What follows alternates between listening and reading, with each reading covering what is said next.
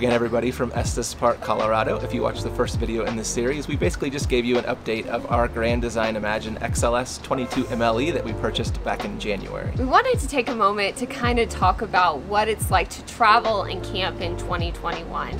And it's a very different experience than I think what people told us it was going to be like. It's not a bad experience, it's just that things have rapidly changed in the past 2 years for RVs, especially with COVID and international travel being shut down, and really domestic travel being shut down for the past year or so, and now opening back up. So with so many people joining the RV world, it kind of seems like things have gotten a little out of balance and just a little bit more difficult when it comes to travel. There's a lot more planning that needs to take place if you want to go where you want to go. And we've even had trouble finding places very close to home. Yeah, for instance, the site that we're in now, we booked back in January and we were one of the last spots available for this week. Now that we're here, the weekend that we arrived was extremely busy, but it cleared out on Monday, and I was surprised to see that the sites haven't fully refilled, though they are kind of slowly filling back in as the week goes on. But even close to home, we've had to make reservations, especially on holiday weekends, months and months in advance to make sure we had a space to go. Even if we weren't sure we were going to actually travel somewhere, we still had to make those early reservations just to make sure we had a space reserved somewhere should we choose to travel. I think when we jumped in as RV owners, people told us that this is going to be great. You can make last minute decisions on where you want to camp. If it looks like a nice weekend, book a campsite and go. If you're traveling across the country, just pull over wherever you want and you'll find a campsite. That has not been our experience. A lot of the campsites that we have looked at booking, you have to book 3-6 months in advance. Sometimes a year. Sometimes a year, and we've learned that too. And I don't know that that's necessarily a new thing, but some really cool spots that people really want to camp at each year, they open a year in advance and they are gone within minutes, within days of people trying to book those up. But even our close to home Scales Lake, which is like 10 minutes from our house, you still need to do a little bit of planning, maybe a few weeks out on what would be a busy weekend for something that I think in the past would have been very easy to drive up to. Like many Americans, we've gotten a little stir crazy and we wanted to take a longer trip from home. And we knew that we wanted to take the Imagine on that trip. So we looked at places that we could drive to, and Colorado seemed like it would be a long haul, but something that would be doable for us on about a 10-day trip. And that's been the case. We're staying here at Manor RV Park in Estes Park. Again, we had to book this site probably about almost 6 months in advance, and we got one of the last sites. We were able to book it next to our friends called To Be Free RV, who live in an RV full-time with their 2 kids. The campsites here aren't very big, but we're told that campsites in Estes Park tend to run very small. And we've got a beautiful view right outside our back window, and we're told that elk, deer, and sometimes even bear come and play in these woods. We haven't seen any yet, but other campers have, and we were warned not to let the baby elk lick us or play with us because the mama elk kind of get angry. It's also in a really great spot, and it takes us about 5 minutes to get into Rocky Mountain National Park when there's not traffic. And there's a lot of traffic because traveling to national parks has gotten a lot more difficult in 2021. Yeah, I'm sure you've all seen the news articles about the flooding to national parks now that travel is opening back up a little bit and the reservation systems in place just to try to disperse that crowd across the day as opposed to having them all show up at once and just overwhelm the trails and facilities in the park. And so that offered its own difficulties in trying to book this trip, just making sure we had reservations to get into the park each day and at times that were desirable. I'm typically a big planner. I do a lot of the planning for our trips. I plan all through Europe, and I was doing a ton of planning for out here when the National Park Service announced that they were going to do a reservation system and that they were going to release all of the dates and times for the entire month of July on one date at 9 a.m., 10 a.m. in the morning, whatever time it was our time. And so we had us 2 and our friends called To Be Free RV. We were all 4 of us sitting at a computer ready to try to snag times.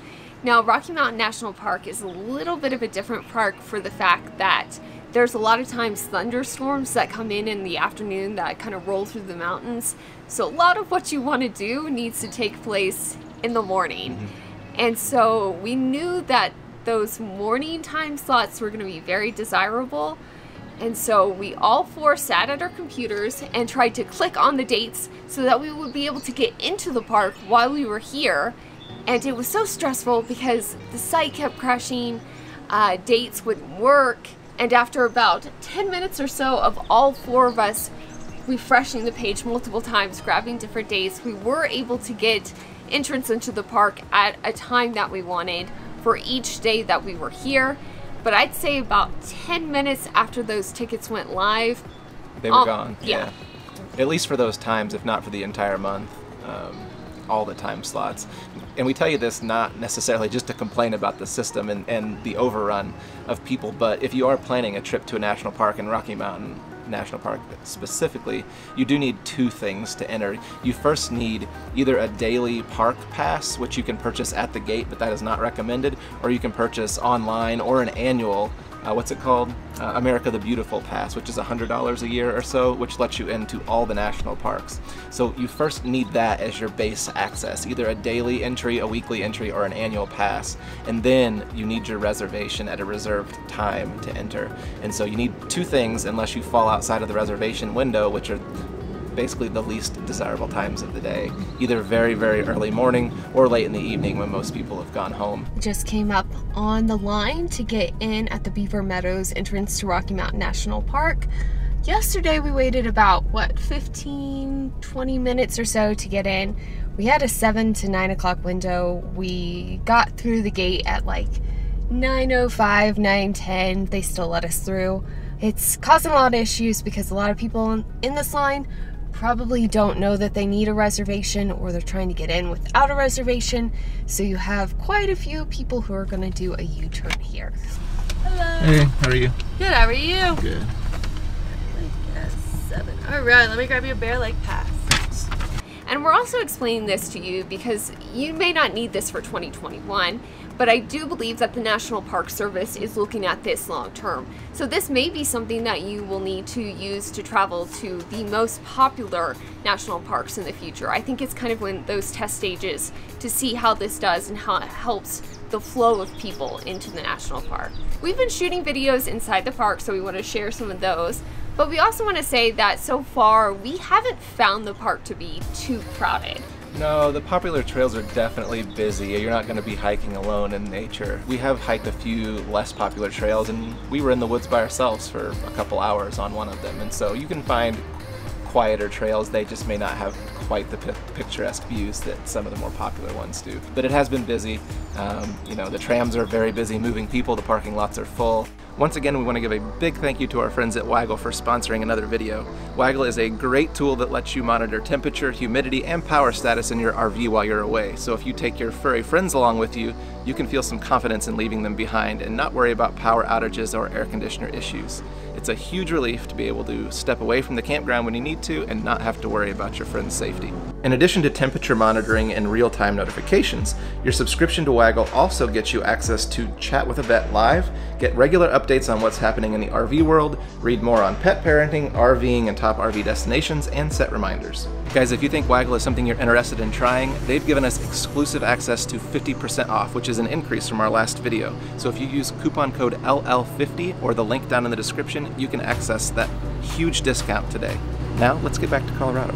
Now let's show you what made Rocky Mountain National Park worth a 2,000-mile drive and all the reservation craziness. We wanted to hike in pretty places and knew from past experience that altitude sickness hits us hard. So we needed to start real slow. For day one, we took a drive up the park's original scenic route. Old Fall River Road takes you one way up 11 winding miles. Since it's a gravel road from the 1920s, the Park Service calls it more of a motor nature trail with no guardrails. Nice little drop off. But it's a key spot for wildlife viewing and a waterfall before you make it to the Alpine Visitor Center at nearly 12,000 feet above sea level. We parked at the center and made the short walk to the top of the ridge. You'll pass sign after sign warning of lightning, and as soon as we got there, we found it. Okay. Time to go. If you take the Trail Ridge Road over to Glen Lake, you may even find some moose hiding in last year's burn areas. We felt ready for a real hike on our second full day in Colorado. The Emerald Lake hike in the Bear Lake region, which requires its own specific reservation, is busy for a reason. If the altitude doesn't get to you, it's only 3.5 miles round trip past 3 stunning lakes. It took our weak Indiana lungs about 2 hours to get up and back, but we also stopped for a stunning snack break. We tried to hike this trail once after flying in from St. Louis, getting in a car, and immediately driving up here. Both of our heads were pounding almost immediately. We've been here 2 days now, and we have some canned oxygen, so it's going much better. If you only have time for one hike with the family, this brings you the best of the mountains without extreme effort. To get us ready for a later attempt at one of the park's major hikes, we decided to shoot for another short but high trail on day 3.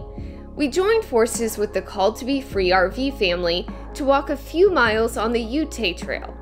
This section is right off the Trail Ridge Road and entirely at more than 11,000 feet elevation. It's not too steep, and so if you're looking for an easier hike to do in between maybe hard days, it's a good way to get up to that high altitude without having to do too much work. We love the tundra scenery on this hike and all of the marmots chirping at you for walking past their home territory. The next morning would test our limits. The sun is coming up right behind me. It is just after 5 o'clock, maybe closer to 5:30, and we are starting off on a hike to Sky Pond, which is in the Bear Lake area. It's one of the more popular hikes in the park, and it is about 10 miles round trip, about a 1,500 elevation gain. Because of the storms that roll in, you want to give yourself plenty of time to get up to the top and back down. So we think it'll take us about 6-7 hours to do at our slow pace. We asked person after person for advice on their favorite big hike. Sky Pond was always at the top, although one tough hiker told us it was overhyped. Watching the sunrise in the mountains was one of the most incredible experiences, and that awe-inspiring light made the first few miles of uphill hiking fly by. We stopped to admire alpine lakes, and when I thought the trail was going to be too much, a pika came out to greet me and push me on. This trail also features a section where you need to climb up a waterfall. I'm still recovering from 2 major surgeries on my shoulders and chest, but Darren was able to help me up the hike's final stretch to the boulders and lakes. The top was cold, drastic, and otherworldly. I've been running circles, trying to catch my breath. Sky Pond was the farthest thing from overhyped in our opinion, especially with a sunrise start. But when we got to Sky Pond, there were maybe 5 or 6 other people there was all, and they all kind of cleared out, and we had maybe 20 or 30 minutes up there just by ourselves, so it was pretty incredible. And then as we were coming back down, there was a line to come up the waterfall, and so we definitely benefited from starting the day early. Rocky Mountain National Park offers so much more than hiking. Grab a picnic dinner and drive to the Alpine Visitor Center for an absurdly vibrant sunset over the Western Mountains.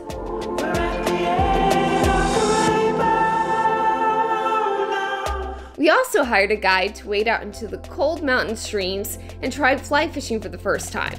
This region of Colorado is an epicenter for fly fishing, and while we didn't get any big catches, ooh, pretty, you can't beat the views for a beginner's lesson. It's been nice to have Rocky Mountain National Park maybe, I guess, at not 100% capacity and be able to get out on the trails because so many people want to get outside somewhere right now. Yep. And so I can see how everything would be super flooded, and maybe that draw to the parks will go down. Although I think it's a really good thing about maybe the past year or so is people have rediscovered things that are in their own backyard or in their own country that they want to explore more.